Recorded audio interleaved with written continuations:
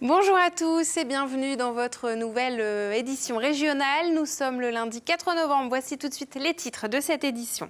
François Cuyandre, maire de Brest et candidat au municipal, s'est exprimé ce lundi. C'est la première fois qu'il prend la parole depuis sa mise en examen mi-octobre. Nous l'entendrons dans un instant.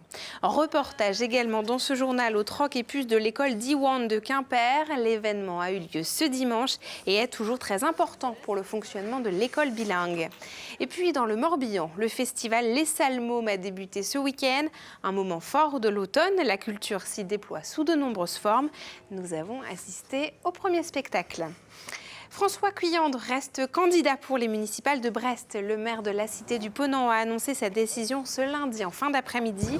Une annonce qui fait suite à sa mise en examen pour recel d'abus de confiance au préjudice des élus du groupe socialiste de la ville de Brest le 17 octobre dans le cadre de l'affaire Vivre à Brest. Pour rappel, cette affaire concerne l'association qui servait de caisse commune aux indemnités des élus brestois. François Cuyandre aurait bénéficié d'un prêt de 4 000 € de cette association qu'il n'aurait pas remboursé par manque de vigilance, selon lui. Il a donc fallu attendre la fin des vacances d'automne pour que François Cuyandre s'exprime face à la presse. L'actuel maire socialiste de Brest reste donc candidat à sa propre succession. Il a été désigné par les militants PS lors d'une primaire. Pour rappel, écoutez le maire sur cette actualité au micro de Christophe Boucher. La mise en examen m'a personnellement très affecté, personnellement, familialement, humainement, et ça nécessite une forte réflexion sur soi-même et sur ce qu'on a envie de faire. Après, la réflexion a été collective avec les élus qui m'entouraient ici tout à l'heure, et il a été décidé de maintenir cette candidature, notamment parce que il y a un principe constitutionnel dans ce pays qui est le principe de présomption d'innocence. Donc vous n'êtes pas jugé, vous êtes présumé innocent, d'une part, et d'autre part parce qu'il s'agit d'une affaire interne à une association, il ne s'agit pas d'argent public. S'il y avait eu détournement de fonds publics, de toute évidence, ça aurait été arrêté. Pour moi, l'investiture première, c'est l'investiture des militants brestois, des militantes socialistes brestois. Et après, on verra. J'aurai au téléphone le premier secrétaire du Parti socialiste, Olivier Faure, mais ce que j'ai déjà eu l'occasion de lui dire, c'est que le PS ne pouvait pas être plus dur que la justice. Tant que vous n'êtes pas déclaré coupable, vous êtes considéré comme innocent. Et on avisera le moment venu. C'est le bureau national du PS qui tranchera. Et j'aviserai dans la foulée. Et autre nouvelle qui fragilise encore un peu plus la candidature de François Cuyandre, l'UDB, qui fait aujourd'hui partie de la majorité municipale, a décidé de s'allier à la candidature d'Europe Écologie Les Verts pour les prochaines élections municipales à Brest. Jusque-là, ces deux formations politiques s'alliaient avec le Parti socialiste pour ce scrutin. Dans l'actualité également, le pont de Térénèse qui enjambe l'Aulne et marque l'entrée dans la presqu'île de Crozon dans le Finistère sera fermé à la circulation durant toute la semaine entre 9h30 et 16h30.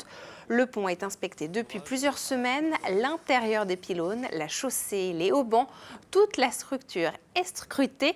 Une inspection générale qui intervient 8 ans après la construction du plus long pont en courbe à haubans de France. Et pour en savoir plus, vous retrouvez notre reportage complet sur cette inspection sur le site internet de TBO. Nous passons maintenant à votre chronique Toute Image, la Bretagne en 5 infos. C'est l'heure de votre Bretagne en 5 infos préparée par Benjamin Bréon. La tempête Amélie, la première de l'automne, a traversé la Bretagne ce week-end. Des rafales ont été enregistrées à 146 km/h à Belle-Île, 118 km/h à Groix, 112 à la Pointe-du-Roi et 99 à Pinmar, faisant 2 blessés dans un accident provoqué par une chute d'arbre sur la N165 à Landol et occasionnant quelques dégâts comme un toit envolé à Quiberon ou des serres endommagées à Groix. C'est plus au sud, au Cap Ferret, que la tempête a frappé le plus durement, avec des vents dépassant les 160 km/h. La semaine s'annonce à peine moins agitée, avec notamment un nouveau front prévu jeudi et un autre dimanche. 5400 courageux, toutes catégories confondues, ont bravé les éléments dimanche pour la 47e édition du Saint-Paul-Morlaix. En quête d'une performance ou juste d'un bon moment, déguisé ou non, ils ont forcé l'admiration des milliers de spectateurs présents au bord de la route et la nôtre par la même occasion. Après 2 ans de travaux, les nouveaux espaces de promenade du polder de Brest ont ouvert ce week-end à l'ouest du port du Moulin Blanc. Au total, 4 hectares et demi sur plusieurs niveaux et des vues à la fois sur la rade bien sûr et sur le futur site industriel dédié aux énergies marines renouvelables. C'est la région qui a financé l'opération d'un montant de 3,5 millions d'euros. Brest Atlantique, c'est parti. C'est ce mardi à 11h que les 4 trimarans géants engagés sur la course vont s'élancer pour leur demi-tour du monde via les parages de Rio de Janeiro et du Cap. Un départ qui s'annonce musclé avec 25 à 30 nœuds de vent de nord-nord-ouest pour une descente du golfe de Gascogne en 10 à 12 heures. Enfin, le dog dancing a réuni ses adeptes ce week-end à Vannes. Le principe, présenter une chorégraphie commune entre le chien et son maître. Ni saut de biche, ni entre chats, on s'en doute, mais de véritables duos, bravo à eux.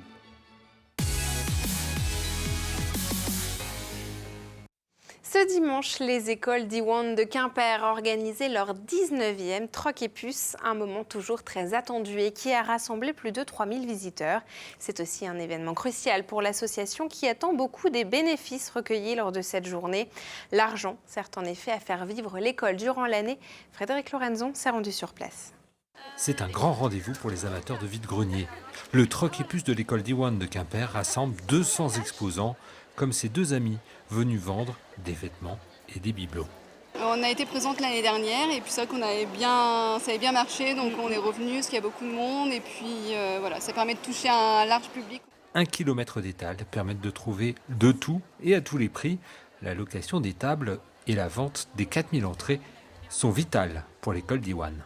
Le Troc et Puce de l'école d'Iwan Quimper couvre une partie des revenus du comité de soutien aux écoles d'Iwan de Quimper. Ça rapporte à peu près la moitié des remontées que nous faisons à l'école de Quimper. Les parents des 200 enfants scolarisés dans les 2 écoles d'Iwan de Quimper sont mis à contribution pour tenir les stands et encaisser les entrées, une implication précieuse et durable. C'est l'équipe pédagogique qui s'occupe de la pédagogie à l'école, mais c'est important pour nous, pour les enfants, pour l'esprit d'Iwan, de sentir une implication des parents. Cet instituteur était l'un des premiers à enseigner à Diwan au début des années 80, avec seulement une quinzaine d'élèves. Il pilote en ce moment le projet d'ouverture d'une 3e école d'Iwan à Quimper. C'est une progression intéressante et on se dit qu'on ne touche que 40% de la population quimpéroise, donc il y a une capacité de développement beaucoup plus important. En 2018, Diwan scolarisait plus de 4300 élèves de la maternelle jusqu'au lycée dans la région, plus de la moitié dans le Finistère. Et puis ce week-end, c'était aussi le lancement du festival Les Salles Mômes dans le Morbihan. La 17e édition de ce moment fort de l'automne va se dérouler jusqu'au 12 novembre dans le pays de Lorient. Les spectacles sont destinés au public avec du cirque, des marionnettes, du cinéma, du théâtre. Karine Chevrolier a suivi le premier spectacle. Jeux de mime, jonglage, acrobatie, le mouvement et leur langage. Avec Nicolas et Guillaume, tout passe par les gestes, les regards, les expressions du visage. Et côté public, accrochage garanti. J'aime bien quand ils lançaient des balles, parce qu'ils étaient très très forts. Ça m'intéressait beaucoup, du coup, ça m'a plu. C'était assez rigolo avec leurs figures, et c'était tout simplement très beau aussi. Accroche-toi si tu peux, aborde la complexité des rapports humains, allant de l'union à la confrontation. Pour les artistes, plutôt habitués à un public adulte, jouer devant des enfants ouvre de nouvelles perceptions. Ils sont à 200%, nous, ça nous porte beaucoup. Ouais. Ils sont complètement avec nous. Nous, on croit à quelque chose et eux, on a l'impression qu'ils y croient encore plus. Et du coup, ça nous met complètement dedans. Ouais. Peut-être les enfants ils vont être touchés par des endroits différents dans le spectacle par rapport aux adultes. Ils rentrent plus facilement dans le jeu et dans la bêtise qu'on propose, des choses comme ça. En 17 ans, les Salles Mômes s'est inscrit comme un temps fort culturel de l'automne sur le pays de Lorient. Et à 1 an de la majorité, il n'est pas près de perdre son âme d'enfant. C'est un festival qui ne cesse de s'amuser, même à 17 ans, on n'est pas sérieux, c'est bien connu. Et puis 17 ans, ça commence à compter, mais sincèrement, on n'est pas près de vieillir vraiment, je crois. Théâtre, marionnettes, cirque, cinéma d'animation, les Salles Mômes veulent s'ouvrir à tout ce qui peut susciter l'éveil culturel chez les jeunes, à découvrir jusqu'au 12 novembre prochain. C'est la fin de cette édition. Merci de nous avoir suivis. Ce soir, dans votre magazine Multisport, retour sur la qualification du Brest-Bretagne Handball pour le tour principal de la Ligue des Champions. Et également une interview de Yann Salin, le Brestois devenu champion de France de bodyboard à Osgore il y a une semaine. Une émission que vous retrouvez à 19h15 et 23h15 et en replay sur nos sites internet. Belle soirée sur nos antennes locales et à demain.